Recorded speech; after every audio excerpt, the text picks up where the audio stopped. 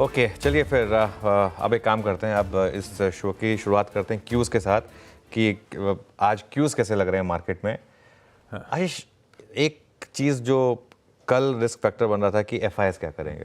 I think cash में उन्होंने buying की, ये अपने आप में एक पॉजिटिव साइन है कि भले ही छोटा खरीदा लेकिन एफआईएस ने कैश में खरीदा है।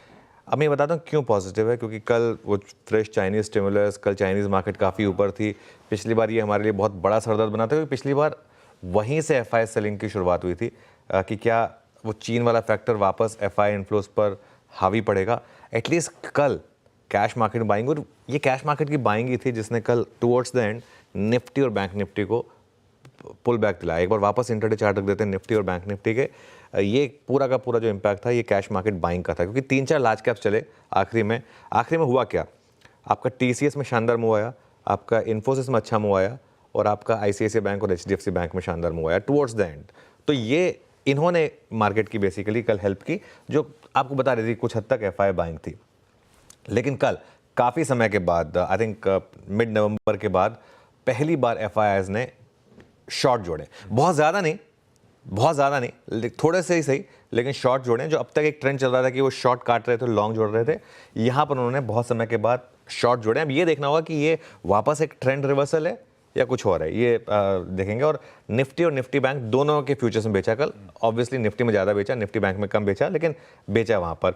एक और क्यू जो स्लाइटली नेगेटिव है हमारे लिए, कल हम $71 क्रूड पर थे, आज हम 72.5 पर हैं क्रूड पर। तो ये हमारे लिए अगर आप उस तरीके से देखें तो थोड़ा सा नेगेटिव है। एक बार क्रूड फायर कर दीजिए जरा, इस समय देख लेते हैं कहाँ पर है, 72.59 पर है ना। और एक और चीज़ जो हुई पिछले 2 दिनों में, जिसका मार्केट अब थोड़ा संज्ञान ले रहा है। कल मैं एक बड़े इवेंट में गया था, कल वो जो मोतीलाल ओसवाल का वेल्थ क्रिएशन स्टडी का था, उस इवेंट में गया था मैं शाम को। तो लिटरली सभी से मिलने का मौका मिला कल। तो एक चीज़ जो निकल कर आई थी कि जो गोदरेज कंज्यूमर ने आके बोला है, उससे थोड़ा मूड वापस ख़राब हुआ है। क्योंकि हमारे जो गिरने का मेन कारण क्या था, मेन कारण अर्निंग्स थी। बाकी सब तो जैसे कहते हैं ना कि ट्रिगर्स थे, बाकी सब कुछ भी रहा, मेन कारण था। हाँ, तो उस हिसाब से कल जो उन्होंने बोला गोदरेज कंज्यूमर ने, पहले ही आके उन्होंने रो दिया कि भाई हमसे मत एक्सपेक्ट करिए। आई थिंक जो मुझे सुनने में आ रहा है, इवन एशियन पेंट्स भी शायद यही बोलने वाला है कि नहीं, हमसे कुछ ज़्यादा एक्सपेक्ट मत करिए इस क्वार्टर में। तो एक रिस्क ये बन रहा है कि Q3 जो है वो Q2 से भी खराब होगा। ये मैं बहुत तोल के अपने शब्दों को बोल रहा हूँ, Q3 शायद Q2 से भी खराब होगा।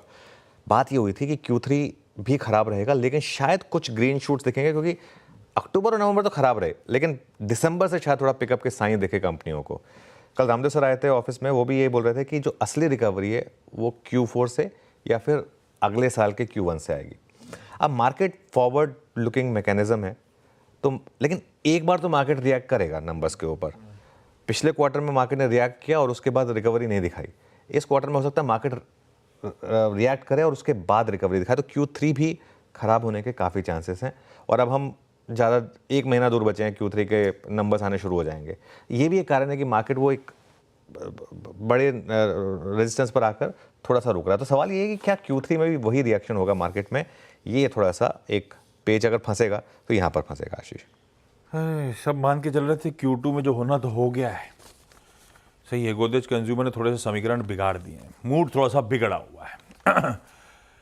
लेकिन फिर बाजार में अब फोकस कहाँ करना है? आपने अपफ्रंट मेंशन करा था, या तो रेंज को ट्रेड करें, या किसी ने बंदूक तो लगाई नहीं है, मत ट्रेड करें निफ्टी को, स्टॉक स्पेसिफिक रुझानों की तरफ बढ़ें। फोकस कहाँ करें, कैसे स्ट्रेटेजाइज करें, कैसे रणनीति बनाएं इस बाजार में? बिल्कुल। अच्छा देखिए आशीष, मैं एक चीज़ बताऊँ, जब ये साल की हमने शुरुआत की थी 1 जनवरी को, तब मैंने एक चीज़ आपसे कही थी कि इस साल आपके पोर्टफोलियो में 25% आईटी का होना चाहिए, है ना। वो 25% को हम धीरे धीरे बढ़ाकर, एक टाइम आया जब वो अर्निंग सीजन खराब हुआ तो हम आ गए थे 35% पर, कि अब आपके पोर्टफोलियो में आईटी 35% होना चाहिए। और अगर आपने वो रखा है तो इस साल मार्केट ने आपको पिछले साल से भी ज़्यादा पैसा बना के दिया, जबकि इस साल वॉलेटिलिटी रही है। तो ये मार्केट में ना इसको हम रिव्यू करेंगे जब अगले साल में आएंगे, तो अभी लेकिन उसको रिव्यू करने की कोई ज़रूरत नहीं। इनफैक्ट अब तो मेरा ये मानना है कि जो अब अगले 2 महीने बचे हैं मार्केट में इस साल के, उसमें अब आप इसको चाहें तो 40 to 50% पर भी लेकर आ सकते हैं। आईटी को, या तो आईटी में रहें या बैंक्स में रहें। अगर लार्ज पिलर्स में एफएमसीजी, ऑटो, ये सब जो है ना, जहाँ पर अर्निंग्स की दिक्कत है, वहाँ से दूर रहें कुछ समय के लिए। बहुत लोग फॉर एग्जांपल ना, रोज़ मैं मार्केट का पंचनामा करता हूँ, रोज़ 10 सवाल एशियन पेंट्स पर आते हैं। छोड़ दीजिए एशियन पेंट्स को। क्या होता है कि अब हो सकता है कि इसमें भी वो HDFC बैंक वाली कहानी रिपीट हो, लेकिन उसमें भी टाइम लगेगा। तो अभी इसमें बहुत पेन और बहुत कंसोलिडेशन बाकी है। तो इस कुछ टाइम के लिए यहाँ पैसा नहीं बनेगा, तो इसको छोड़ दीजिए कुछ टाइम के लिए। यहाँ पैसा तब बनेगा जब जैसे रामदेव सर भी कह रहे थे, जब चैलेंजर जो है वो इनकम्बेंट बन जाएगा। मतलब जैसे क्विक कॉमर्स में हो रहा है या फिर फूड डिलीवरी में हो रहा था, जैसे जब तक अब आप ऑर्डर करके देखिए स्विगी से या जोमेटो से, और 1 साल पहले का एक्सपीरियंस और आज का एक्सपीरियंस देख लीजिए, आपको पता चल जाएगा। आज की डेट में ये बिल्कुल कहते हैं 25 मिनट में आता है, 1 घंटे में, और उसके बाद भी कोई मतलब वो नहीं है कि आप किसी को पड़ी नहीं, किसी को पड़ी नहीं है, बिल्कुल, है ना। तो ये अब जब ऐसा होगा, इन स्टॉक्स में आपका पैसा तब बनेगा। एशियन पेंट्स जैसे स्टॉक्स में, गोदरेज कंज्यूमर जैसे स्टॉक्स में, इनमें अभी आपका पैसा नहीं बनेगा। मतलब जब ये इंडस्ट्री का एक्चुअली हिस्सा बन जाएगा, जैसे जैसे वो टाटा की न्यू 1mg आई थी, देखिए सबसे बड़ा डायग्नोस्टिक स्पेस, सबसे बड़ा एग्जांपल है, बिल्कुल टाटा 1mg तो है ही। सबसे बड़ा एग्जांपल मैं देता हूँ जियो का। जब जियो आया था, टेलीकॉम में 12 प्लेयर थे, उन्होंने आके फ्री में दिया आपको। 1 साल तक मेरा ब्रॉडबैंड फ्री रहा। हुआ क्या उससे, जितने भी छोटे प्लेयर्स थे सब बाहर हुए। जो फाइनेंशियल सर्विसेज है ना, जियो टेलीकॉम की बात कर रहा हूँ मैं, भारती दिखा दीजिए चलिए। तो अब जब वो आया, उसके बाद सब इनिशियली डिस्ट्रप्शन हुआ, सब बाहर हो गए। वोडाफोन आइडिया जैसा स्टॉक 110 रुपये वाला 2 रुपये पे आ गया। उसके बाद जियो ने भी भर भर के चार्ज किया, भारती ने भी भर भर के चार्ज किया, और अभी दोनों भर भर के चार्ज कर रहे हैं। यही चीज़ होगी आगे जाके पेंट इंडस्ट्री में, यही चीज़ होगी आगे जाके क्विक कॉमर्स में, यही चीज़ होगी आगे जाके इस सब इंडस्ट्री में। क्योंकि इवेंचुअली धंधा आप पैसा बनाने के लिए करते हैं। शुरू में आप धंधा करते हैं अगर आपके डीप पॉकेट हो तो मार्केट शेयर छीनने के लिए, लेकिन इवेंचुअली आपका धंधे करने का होता है। ओला उबर ले लीजिए, पहले वो आपको टाइम याद है कहाँ हम 100-150 रुपये में ऑफिस आ जाते थे, आज की डेट में 600-700 रुपये मिनिमम लगते हैं। तो खैर एनीवे, मैं थोड़ा सा डाइग्रेस कर रहा हूँ। तो लॉजिकल, हाँ, तो इसमें क्या है, तो अभी के लिए लेकिन इन सेक्टर्स में विजिबिलिटी नहीं है। विजिबिलिटी कहाँ है? विजिबिलिटी आईटी में इस समय। आईटी इकलौता सेक्टर है जहां विजिबिलिटी क्यों चल रहा है ये आखिरकार, क्यों रोज ब रोज आईटी स्टॉक्स न्यू हाई लगा रहे हैं? क्योंकि यहाँ विजिबिलिटी है, यहाँ पर लग रहा है लोगों को कि अर्निंग्स हैं। अर्निंग्स और रिलेटिव स्ट्रेंथ दोनों हैं यहाँ पर। और कल भी देखिए निफ्टी आईटी ने ऑल टाइम हाई लगाया, और इसका एक सबसे बड़ा एग्जांपल दूं मैं आपको। जहां निफ्टी ने टॉप बनाया, जहां से निफ्टी अभी भी 6% नीचे है, वहां से आईटी इंडेक्स 7% ऊपर है। मतलब 13% की रिलेटिव आउट परफॉर्मेंस दी है वहां से आईटी इंडेक्स ने।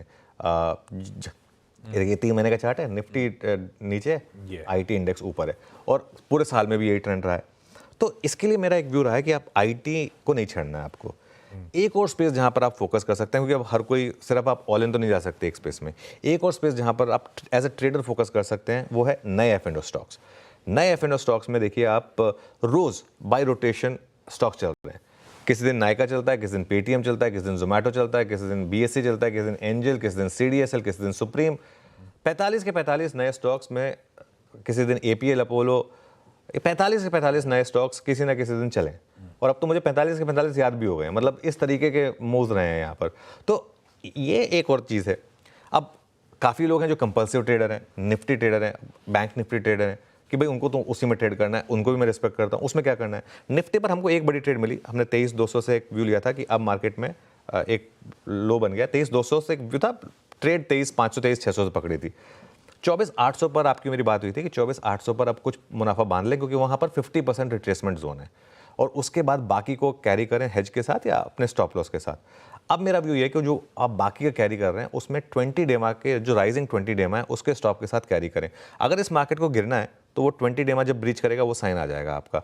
वो अब कहाँ पर है? 24,250 से शुरू हुआ था, 24,325 पर आ गया है वो, ये राइजिंग 20 डेमा। तो ये एक अप्रोच होगी निफ्टी पर। अगर आप लॉन्ग है तो ये अगर ब्रेक होने लगे तो फिर निफ्टी से बाहर हो जाए, कोई टेंशन नहीं है। बहुत बढ़िया। अब आइए जरा आज के स्पेसिफिक समीकरणों पर। गिफ्ट निफ्टी एकदम flat, in green, in red, मतलब कल की क्लोजिंग लेवल्स के आसपास शुरुआत करेंगे, वो कंसोलिडेशन का दौर कंटिन्यू करेगा, ऐसा गिफ्ट निफ्टी इंडिकेट कर रहा है। वैसे ग्लोब भी कुछ ऐसा ही है, चाहे वो आपके एशियन पियर्स आपकी स्क्रीन पर आएंगे, चाहे वो यूएस का हैंडओवर आपकी स्क्रीन पर आएगा, इवन यूएस के फ्यूचर्स आज सुबह के आएंगे। समीकरण ऐसे ही हैं दुनिया भर में। ऐसे में हैंडओवर ग्लोब का है कैसे, पहले वो जान लेते हैं। कैसा लग रहा है आपको ग्लोब? देखिए ग्लोब में सबसे इम्पोर्टेंट तो चाइना ही है वापस। तो चाइना से शुरुआत करेंगे। आज से चाइना की 2 दिन की सेंट्रल इकोनॉमिक वर्क कॉन्फ्रेंस ये शुरू हो रही है और अब आपके लिए सबसे ज़्यादा एंटरटेनमेंट रहेगा डोनाल्ड ट्रंप और चाइना के बीच की टैरिफ वॉर्स, उसका मज़ा लीजिए। और वो पॉलिसी भी उसको शायद सपोर्ट करेगी, यूबीएस कह रहा है। अच्छा, एक इंटरेस्टिंग चीज़ आ रही है कि ये अभी सिर्फ बात होगी यहाँ पर कि करना क्या है, लेकिन एक्चुअल अनाउंसमेंट 2025 में ही आएगी। तो शायद हमारे पास एक ब्रीदिंग स्पेस मिलेगा हमको। यूबीएस सिटी दोनों को लग रहा है कि 5% की ग्रोथ आ सकती है, कई लोगों को लग रहा है कि नहीं आएगी। और ये उनके जो प्रेसिडेंट है शी जिनपिंग, वो इस हफ्ते वर्ल्ड बैंक के लीडर से मिलेंगे और वो ग्रोथ की वो बात करने वाले हैं। अब आ जाइए आप अमेरिका पर। अमेरिका में 3-4 दिन से प्रॉफिट बुकिंग है। ये ईयर एंड फैक्टर हो सकता है जो भी है। S&P और नैस्डैक सेकेंड डे रनिंग गिरे, डाउ जोन्स चौथे दिन गिरा और डाउ जोन्स 7 में से 6 दिन गिरा है ना। तो क्लियरली वहाँ पर थोड़ी सी प्रॉफिट बुकिंग है। और वहाँ पर आज शाम को जो CPI का आंकड़ा आना है उससे पहले थोड़ा सा मार्केट केयरफुल है। CPI का आंकड़ा उनके लिए बहुत इंपॉर्टेंट होता है, और स्पेशली जो उसमें कोर इन्फ्लेशन का आंकड़ा आता है वो काफ़ी इंपॉर्टेंट होता है। लेकिन वहाँ भी इंडिविजुअल स्टॉक्स में बहुत अच्छा ट्रैक्शन है। आप देखिए अल्फाबेट, गूगल का पेरेंट जो है, गूगल ने, मैं सुबह हॉर्मस ने ये डेटा भेजा था, मैं पढ़ रहा था, बहुत इंटरेस्टिंग है। एक क्वांटम कंप्यूटर की बात की है जो 5 मिनट में वो प्रॉब्लम सॉल्व करेगा जिसके लिए सुपर कंप्यूटर, मैं पढ़ रहा था इसके बाद इसको, ये सेप्टिलियन साल क्या होता है ना। मतलब मैंने कहा मिलियन सुना है, जीरो बता दिए। हाँ मैंने कहा मिलियन सुना है, बिलियन सुना है, ट्रिलियन सुना है, ये क्या है सेप्टिलियन। मैंने कहा कि यार ये तो मतलब a million raise to the 7th power. मैं कहा कि इतना तो मतलब फ्रैंकली, अच्छा मैं मैथ्स में काफ़ी तेज था। मैं स्कूल में कभी कैलकुलेटर यूज़ ही नहीं किया मैंने, स्कूल कॉलेज कभी मैंने कैलकुलेटर यूज़ किया। मेरा मैथ्स बहुत स्ट्रांग था, मैथ्स मेरा सबसे स्ट्रांग पॉइंट था। अब मुझे दिक्कत आ रही है तो मैं सोच रहा हूँ कि फिर क्या वो इशू होगा यहाँ पर, मतलब इतना ये, खैर एनीवे तो वो शेयर इतना पावरफुल कंप्यूटर बनाया बेसिकली। खैर अमेरिका में ये चीज़ तो, ये कंपनियाँ जो है ना मतलब बिंदास हैं। और मैं लोगों को एक चीज़ कहूँगा, अगर आपको कभी मौका मिले ना तो गूगल के ऑफिस जाइएगा ज़रूर। वो मतलब आपको ऑब्वियसली कोई ना कोई ढूंढना होगा जो गूगल में काम करता है, अगर वो उसके थ्रू आपको वो मौके देते हैं आपको वहाँ जाके विज़िट करने के। एक बार उनका ऑफिस ज़रूर विज़िट करिएगा, आप कहेंगे कि मैं बस यहाँ से नहीं जा रहा हूँ। ये मतलब उस तरीके का ऑफिस होता है। तो खैर एनीवे, एप्पल एक और शेयर $4 ट्रिलियन के मार्केट कैप से सिर्फ 7% दूर रह गया। वहाँ पर भी बहुत शानदार तेज़ी है। और लेकिन आज काफ़ी इंपॉर्टेंट आंकड़े आने हैं वहाँ पर। CPI आंकड़ा, अच्छा CPI आंकड़े की, CPI मतलब इन्फ्लेशन उनका जो है, उसकी इंपॉर्टेंस समझिए आप। अक्टूबर में था 2.6%, नवंबर में रह सकता है 2.7%। फेड का कंफर्ट जोन क्या है 2%। फेड चाहता है कि 2 के नीचे आए, अभी 2.6 पर आकर अटक गया है। पिछले कई दिनों से 2.6 पर आकर अटक गया। कोर इन्फ्लेशन 3.3 के आसपास आकर अटक गई है यहाँ पर। तो ये एक थोड़ा सा इशू है। वो जो बॉन्ड यील्ड 4.5 तक जाकर 4.1 तक गई थी, अब वापस 4.22 के करीब आ गई है। कल इसमें वापस थोड़ी सी, अब इनफैक्ट अब तो 4.24 पर आ गई है। तो अब रेट कट की जो प्रोबेबिलिटी है ना वो बार बार घूम रही है। एक बार 80% हो गई थी, एक बार 0 पर आ गई थी, फिर 50 पर आ गई थी, अभी आजकल अभी 50-60% के करीब है। तो ये ऑब्वियसली यूएस मार्केट के लिए इंपॉर्टेंट है, हमारे लिए भी इंपॉर्टेंट है, क्योंकि रेट कट्स होंगे तो उससे पैसा इमर्जिंग मार्केट्स में आता है। तो इस वजह से ये आज एक आंकड़ा है जिस पर हम थोड़ा सा ध्यान रखने वाले हैं। ये एक और रीज़न है कि मुझे लग रहा है कि आज स्पेशली अगर आप ग्लोबल क्यूज़ को ट्रैक करते हैं, आज टुवर्ड्स द एंड आप अपनी पोजीशन को समेट कर कल फिर फ्रेश व्यू दीजिएगा, क्योंकि वरना आज रात को आपको थोड़ा सा दिक्कत आएगी, नींद नहीं आएगी अच्छे से। हाँ, बड़ा आंकड़ा है आज वो इन्फ्लेशन का प्रिंट यूएस का। ये हो गई ग्लोब की तस्वीर। आइए अपने खुद के सेटअप पे। कल बड़ा इंटरेस्टिंग दिन था। एक तरफ कंसोलिडेशन, उसके बाद एकदम से वीकनेस ग्रिप हुई, बढ़िया जाते जाते रिकवर करे, लेकिन इसके बीच में समीकरण बैठ कैसे रहे। एक कैश मार्केट की तो बाइंग की बात हो गई, पर उसके साथ साथ बाकी आंकड़ों से क्या रुझान निकल रहे हैं, कैसा लग रहा है आपको हमारा सेटअप? ठीक है। FIs ने बाइंग की, कैश में 1200 करोड़ खरीदे और उसका आधा बेचा DIs ने, तो इसमें कोई दिक्कत नहीं। एक्चुअली DIs ने भी बाई किया, सॉरी मैं दोनों ने बाई किया कल। 1200 करोड़ FIs ने बाई किया, 600 करोड़ DIs ने बाई किया। इंटरेस्टिंग है ये। उसके बावजूद मार्केट बहुत ज़्यादा नहीं चला, तो ये काफ़ी इंटरेस्टिंग। एक बार्स देखिए आपकी स्क्रीन पर, आई थिंक बहुत समय के बाद हमने दोनों तरफ ग्रीन देखा है। इंडेक्स फ्यूचर्स में लेकिन पोजीशन जो है वहाँ पर थोड़ी सी दिक्कत आई। ये रही इंडेक्स फ्यूचर्स की पोजीशन, 3.75 लाख और 2.51 लाख। चेंजेस पर आ जाइए, इसमें वो ज़्यादा ज़रूरी है। कल क्लाइंट ने लॉन्ग ऐड करे और FIs ने लॉन्ग काटे और शॉर्ट ऐड करे, और FIs ने कल बेचा है। कल 566 करोड़ बेचा है FIs ने इंडेक्स फ्यूचर में, और 1900 करोड़ बेचा है एफआईज ने स्टॉक फ्यूचर्स में अगली प्लेट। तो ये इस समय एफआईज की तरफ से बिहेवियर। और with in index futures FIIs ने जो किया उसमें आप निफ्टी और बैंक निफ्टी देखिए। निफ्टी फ्यूचर्स में 600 करोड़ बेचा, बैंक निफ्टी फ्यूचर में 47 करोड़ बेचा। और अगर इसमें लॉन्ग शॉट देखें, एक चीज़ अच्छी हुई, इसमें बहुत ज़्यादा शॉट नहीं थे, थोड़े ही शॉट थे। ये टेबल आ गया आपकी स्क्रीन पर, 6600 के करीब लॉन्ग कम हुए और 2500 शॉर्ट ऐड हुए एफआईएस की तरफ से अगली प्लेट। तो ये इस समय कुल मिलाकर नेट करीब 9000 के करीब कॉन्ट्रैक्ट जो हैं वो सिस्टम में नेट शॉर्ट ऐड हुए। तो 37,690 के करीब के जो लॉन्ग कॉन्ट्रैक्ट्स थे वो बढ़कर, शॉर्ट कॉन्ट्रैक्ट थे वो बढ़कर 46,750 पर आ गए, मतलब 43.5% पर रहेगा अब हम लॉन्ग साइड पर। ये बात हो रही थी कि ये 2,20,000 के शॉर्ट जो घटकर अब 37,000-38,000 पर रहेंगे, क्या ये वापस लॉन्ग साइड पर आएंगे? कल बहुत टाइम के बाद शॉर्ट ऐड हुए हैं तो उस पर थोड़ा सा हम ध्यान रखेंगे। इंडेक्स ऑप्शंस के आंकड़ों में भी कल अगर आप देखें तो कल राइटर्स हावी थे। कल आप देखिए ना तो कॉल बाइंग ज़्यादा हुई है ना पुट बाइंग ज़्यादा हुई है, कॉल सेलिंग और पुट सेलिंग दोनों हुई है। ये एक टिपिकल रेंज का बिहेवियर है।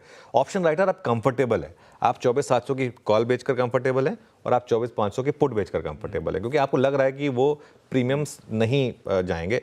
और जितना आप 24,500 के करीब जा रहे हैं उतना लोग 24,500 की पुट बेच रहे हैं, जितना आप 24,700 के करीब जा रहे हैं उतना आप 24,700 की कॉल बेच रहे हैं। ये ट्रेड काम कर रही है तो इसमें कोई दिक्कत नहीं है। और उसका एक और एग्जांपल देता हूं मैं आपको, इंडिया विक्स देखिए कल, अब आप कहने को कहेंगे बहुत ज़्यादा वॉलेटिलिटी थी, लेकिन इंडिया विक्स कल नीचे था, 2.34% नीचे था। क्यों? क्योंकि सब लोग ऑप्शन बेच रहे हैं आज वापस, और पुट कॉल रेशियो जो है वो और गिरकर 0.86 पर आ गया। तो सेटअप जो है, सेटअप में कोई दिक्कत नहीं। अच्छा, बैन मेट्रोपोलिस बैन में ऐड हो गया और बाकी 4 स्टॉक्स ऑलरेडी बैन में हैं और बैन से बाहर कोई स्टॉक नहीं आया, तो ये एक और इम्पॉर्टेंट क्यू है। तो कुल मिलाकर सेटअप जो है वो हमारे लिए ठीक ठाक है। मार्केट अभी भी उस स्पेस में है जहां पर इंडिविजुअल स्टॉक्स अभी भी आपको आउट परफॉर्मेंस दिखाएंगे और निफ्टी अभी भी रेंज में है। एज ऑफ नाउ ये हमारा सेटअप है। तो भाई ठीक ठाक सेटअप, ठीक ठाक ग्लोबल हैंडओवर, और ग्लोब में एक इंपॉर्टेंट इवेंट शाम को है जिसके लिए पहली अपफ्रंट है कि भाई आज कैरी तो कुछ नहीं करना है, लेकिन दिन के दौरान क्या भुनाना है अब उस पर चर्चा कर ली जाए। निफ्टी 50 कल का आपकी स्क्रीन पर है और कल बात हुई थी सुबह फिर से कि दायरा है, और दायरा क्या है? पहला सपोर्ट हमारा 450-500 का ऑप्शन जोन, पहला रेजिस्टेंस हमारा 24,700 का हाईज भी कह लीजिए, ऑप्शन जोन भी कह लीजिए। उस दायरे को आपको, इस रेंज को आपको ट्रेड करना है। बाजार ने बेहतरीन मौके दिए उस रेंज को ट्रेड करने के। ये बात हुई थी कि 24,500 के करीब आए तो खरीदिएगा। 24,510 तक आया था, खरीदा होता जब मार्केट में नर्वसनेस थी, उस लो लेवल को चैलेंज करने जा रहे थे हम लोग, तो बाजार ने कल ही बढ़िया रिवॉर्ड भी कर दिया था, बढ़िया बाउंस बैक करा जाते जाते आखिरी आवर में भारतीय बाजारों में। तो रणनीति तो सटीक बैठ रही है। आज भी ऐसे ही क्या लेवल बेस्ड ट्रेडिंग का मन बनाएं, कैसे अप्रोच करें निफ्टी 50 को? बिल्कुल, देखिए मार्केट में जो चल रहा है उसको छेड़ना नहीं चाहिए। जब तक चल रहा है तब तक वो चलेगा। मार्केट अपने आप आपको वर्डिक्ट देगा। वो वर्डिक्ट कब आएगा? या तो आप वो 20 डेमा को ब्रेक कर दें या फिर आप 25,000 के ऊपर निकल जाएं। अच्छा, 24,350 और 25,000 तो बड़ी रेंज है। उससे पहले एक छोटी रेंज में ही काम चल रहा है। अब हम उस रेंज की बात करेंगे जैसे जो कल भी बात हुई थी। फर्स्ट सपोर्ट और फर्स्ट रेजिस्टेंस, बस उसमें काम करने की जरूरत है, उससे ज़्यादा करने की जरूरत नहीं है। फर्स्ट सपोर्ट कहाँ है? वही सपोर्ट जो हमने कल भी मेंशन किया था, 24,450 से 24,510 ऑप्शन का जोन और कल का लो, ये पहला सपोर्ट है। अगर ये टूटा, जो मेरा बेस केस नहीं है, तो बड़ा सपोर्ट है आपका फिर 24,300 से 24,350। ये नहीं टूटना चाहिए, ये राइजिंग 20 डे में। ये अगर टूटा तो मार्केट में दिक्कत है। रेजिस्टेंस कहाँ मिलेगी आपको? पहले मिलेगी 24,650 से 24,700, कल का हाई 24,678 था कल का हाई, तो वो जोन। और उसके बाद बड़ी रेजिस्टेंस 24,750 से 24,825 ऑप्शंस का जोन, और रीसेंट हाई जो हमारा था 24,850 था, लेकिन 24,825 तक रखा है मैंने, क्योंकि ऑप्शंस वहाँ पर अलाइन हो रहे हैं। तो जब तक ये रेंज इंटैक्ट है ना आशीष, तब तक इस रेंज में बाय ऑन डिप्स और सेल ऑन रैली। देखिए लगता है टफ। कल फॉर एग्जांपल 2 बजे हिम्मत नहीं होगी लोगों की बाय करने की, जैसे कि मार्केट गिर रहा था, लेकिन वहाँ पर आपको हिम्मत करनी होगी कि नहीं, अब उस रेंज को हम रिस्पेक्ट करेंगे। ऐसे ही सुबह जब मार्केट एक बार चलना शुरू हुआ था तो आपको थोड़ा सा लग रहा होगा कि नहीं बेच नहीं सकते, लेकिन वहीं पर आपको बेचना होगा। अच्छा, इसका भी तरीका ये नहीं है कि बस उस रेंज में आया बेच दिया, उस रेंज में आके अगर मार्केट रिवर्स करे, सिमिलरली लोअर लेवल से आके अगर मार्केट बाउंस करे, इसके लिए मैं कह रहा हूँ देखिए मेरा कहने का ये कतई मतलब नहीं है कि आपने 24,670 पे बेचा होगा, 24,510 पे खरीदा होगा। मेरा कहने का मतलब ये है कि आपको मौका मिला होगा 24,640 पे बेचने का, और आपको मौका मिला होगा 24,530 540 पे खरीदने का। ये बेसिक चीज़ है, यही आपको करना है। जब तक ये रेंज है तब तक जितना 24,500 के करीब आप खरीद सकें उतना 24,500 के करीब 24,450 के स्टॉप के साथ, और जितना 24,700 के आप करीब बेच सकें 24,700 750 वो, और 24,800 का एक स्टॉप। इन दोनों में से जिस भी तरफ आप निकलें उस तरफ मुझे लग रहा है एक बड़ी ट्रेड मिलने के चांसेस रहेंगे। बिल्कुल ठीक, उस रेंज को स्मार्टली प्ले करना है भाई साहब।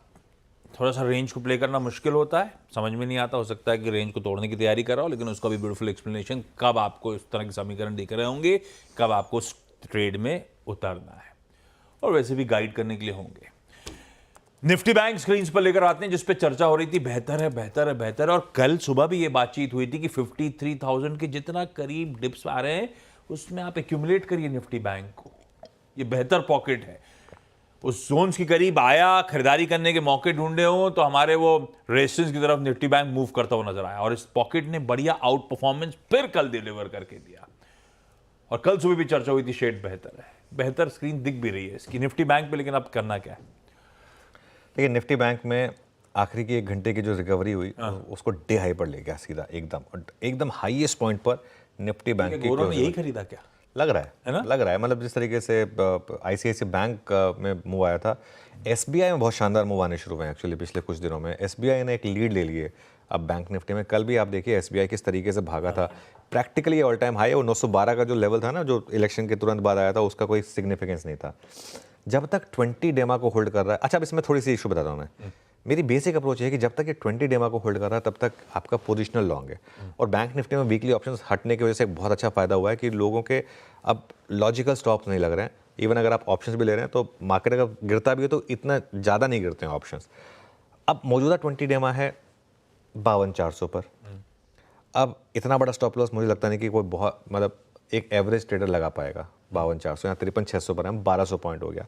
तो एक अप्रोच ये हो सकती है, अगर आप थोड़ा इससे डरते हैं तो अपने स्टॉप को, अब एक और स्टॉप है 53,200 का, वो 5 डे एक्सपोनेंशियल मूविंग एवरेज है, और वहाँ पर एक कल भी आप देखिए लो 53,300 था, तो उससे 100 पॉइंट नीचे बेसिकली। तो ये एक अप्रोच हो सकती है। इसका ब्रेक करने पर भी बैंक निफ्टी में ट्रेंड नेगेटिव नहीं होगा, लेकिन क्योंकि अगर आप, कई लोग नहीं लगा सकते उतना बड़ा स्टॉप लॉस, तो उनके लिए मैं ये एक व्यू लेकर चल रहा हूँ। यहाँ सपोर्ट है 53,200 से 53,300, जैसे मैं कह रहा हूँ 5 डे एक्सपोनेंशियल मूविंग एवरेज, और कल का लो, और उसके बाद बड़ा सपोर्ट, रेजिस्टेंस लिख दिया गलती से, बड़ा सपोर्ट है 52,400 से 52,800 का 10 डे और 20 डे एक्सपोनेंशियल मूविंग एवरेज। ठीक है, मेरे प्रिंट पे गलत लिखा था, ऑन एयर सही था। अब रेजिस्टेंस की बात करते हैं। पहला रेजिस्टेंस है 53,800 से 54,100 जो कि ऑप्शंस का जोन है, और उसके बाद बड़ी रेजिस्टेंस मिलेगी आपको 54,400 से 54,500 ऑल टाइम हाई का जो जोन है। तो ये एक बैंक निफ्टी के लिए लेवल्स हैं वॉच आउट करने के लिए। यहाँ एक leap of faith by zone है, जैसे कल बात हुई थी, leap of faith by zone है 53,300 से 53,400। आपको कोई भी रिएक्शन मिल जाए मार्केट में, नॉक मिल जाए, तो 53,300 से 53,400 के जोन में बाय करें 53,200 के स्टॉप के साथ, और सेल ट्रेड इनिशिएट होगा अगर इंट्राडे में आप 53,800 को रिजेक्ट कर दें। अगर 53,800 रिजेक्ट हो गया, और रिजेक्ट होने का मतलब है 800 820 30 तक जाए और एकदम से एक रेड बार बने, वहाँ पे सेल करें एक 53,900 के स्टॉप लॉस के साथ। स्मार्टली प्ले अप करिए। यह है निफ्टी बैंक की आज वेडनेसडे की हमारी बढ़िया सी स्ट्रैटेजी।